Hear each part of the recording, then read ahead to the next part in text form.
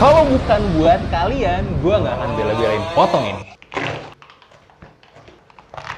Dok, ini gimana nih, Dok? Halo guys, Dimas di sini dan kali ini kita balik lagi sama sepatu requestan kalian semua yang gue tahu sih kenapa, karena emang lagi hot banget diomongin akhir-akhir ini. Cuman jujur, sebelum potong ini kita juga kesulitan dapat sepatunya dan jujur lagi kita tuh juga agak nggak pede ya kalau tiap kali ngetes sepatu-sepatu running, karena ya kalian bisa lihat sendiri aja shoot kita yang sebelum-sebelumnya itu nggak pernah proper outfitnya. Makanya kita lagi mencoba nih cari yang bisa nge-support kita dari segi outfitan. Minimal biar kita nggak dikatain lah, lu nggak kacer karena outfit lu nggak kacer. Dan alhamdulillahnya ternyata ada satu brand yang mendengarkan keluh kesah kita, yaitu Aspro. Gue lagi pakai jaketnya dan rasanya tuh ya anget sih, namanya juga jaket ya, tapi nggak sampai kepanasan dan gimana ya. Dan outfit runningnya nih yang menurut gue cukup spesial. Emang fittingnya ya cukup kecil, cukup pas, khas buat atlet. Nggak cocok kayak badan kayak gue yang bentuknya atlet sumo. Tapi buat kita pakai lari gitu ya, surprisingly enak banget, lightweight, adem, dan sangat proper sekali untuk race. So, sekali lagi shout out buat Aspro, dan gue sangat-sangat excited banget buat produk-produk mereka ini, karena surprisingly melebihi ekspektasi gue. Tapi gue nggak bisa ngomong hal yang sama dengan yang ada di depan ini, yaitu Story Sensu. Karena apa? Ya karena kita baru ngetes sebentar dan belum kita potong-potong. Jadi langsung aja kali ya kita bahas tentang sepatunya. Dimana boxnya itu box kaki biasa ditambah dengan surat dari Dr. Tirta. Jadi menurut gue ini yang bikin agak menariknya ya, karena biasanya kalau dikasih beginian nih nama influencer nempel, harganya jadi mahal, tapi untuk Kangki ini enggak. Harganya masih di kisaran normalnya mereka. Ada apa nih tumben? Kangki biasanya kalau collab kan digoreng-goreng, dinaikin harganya, tapi kali ini enggak. Oke lah, boleh. Mungkin Dr. Tirta protes kali ya kalau dimahalin, jadi nggak bisa dicari sama semua orang. Beda kali sama yang kemarin. Soal sepatunya, langsung aja kali ya. First impression gue itu Skechers versi... Entah kenapa somehow bener-bener ngingetin sama Skechers. Insole empuk, ya upper yang neat dengan harga yang relatif masuk akal, itu ngingetin banget sama Skechers nggak sih? Overallnya gue nggak ngerasa ini tuh sebenarnya sepatu running. Menurut gue sih ini lebih ke sepatu buat jalan aja. Tapi ya bisa aja dipakai buat lari meskipun dengan beberapa catatan. Nah, langsung aja kali ya kita potong-potong sepatunya.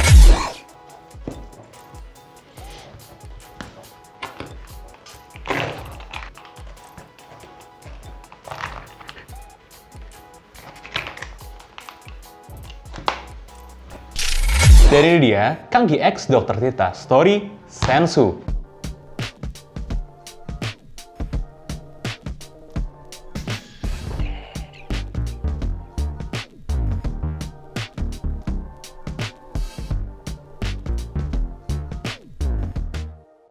Pertama gue mau bahas stylingnya dulu ya. Jadi somewhat gue tuh yakin banget emak gue tuh punya sepatu gaya kayak gini di Skechers, dan ya gue browsing-browsing bener aja. Ada yang memang punya kemiripan feel-nya ya. Jadi kalau dibilang stylenya enggak sih.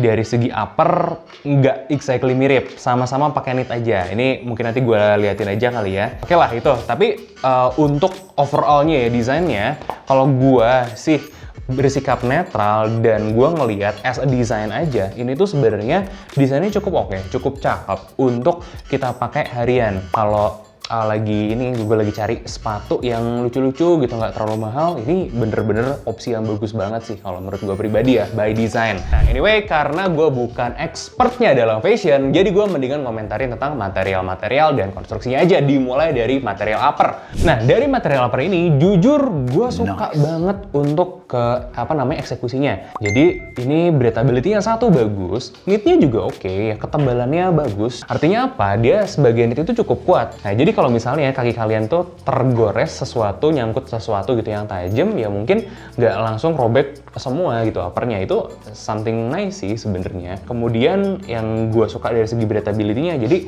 ini gue nggak tahu ya kelihatan atau enggak, tapi kalau gue tarik gini bener-bener namanya juga knit kali ya. Ada celah-celahnya kan cukup banyak, dan bisa cukup banyak ada gas yang escape dari sini, dari dalam keluar waktu kita tesnya. Yang bikin gue bingung itu adalah eyeletnya. Gue nggak tahu apa eyelet kayak beginian lagi musim apa gimana gitu ya.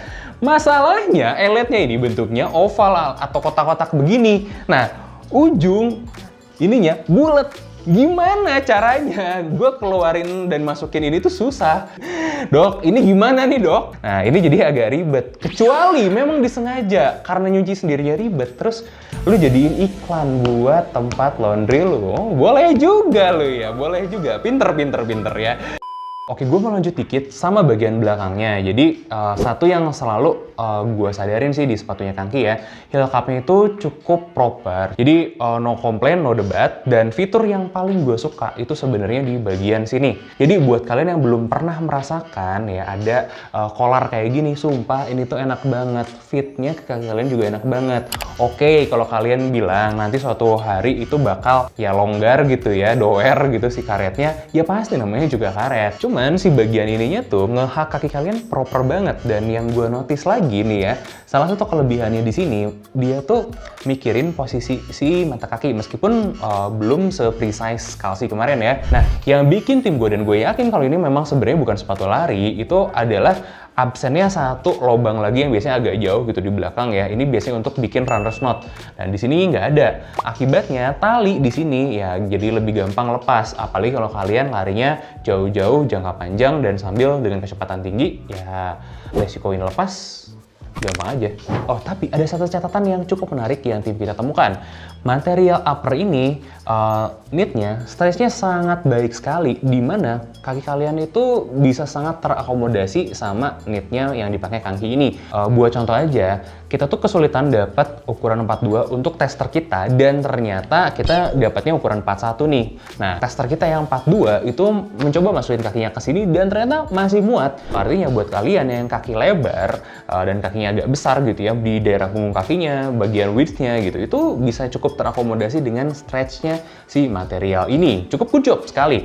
Makanya untuk upper-upperan, gue akan kasih rating 8 dari 10. Oke, kita lanjut ke bagian lain di mana gue notice sesuatu hal yang aneh di bagian sininya. Jadi ini sepatu masih baru, belum seminggu. Kita cuman punya 2 hari buat ngetes pakai. Tapi kok udah begini, dok? Mungkin karena mereka kejar produksi, ada aja yang miss, dan kita ya belajar banyak juga dari situ. Namanya barang laku, ya ada aja kejar-kejarannya gitu ya. Dan menurut gue sih sebenarnya masih bisa agak dimaafkan lah, karena ya sedikit sih masih minor.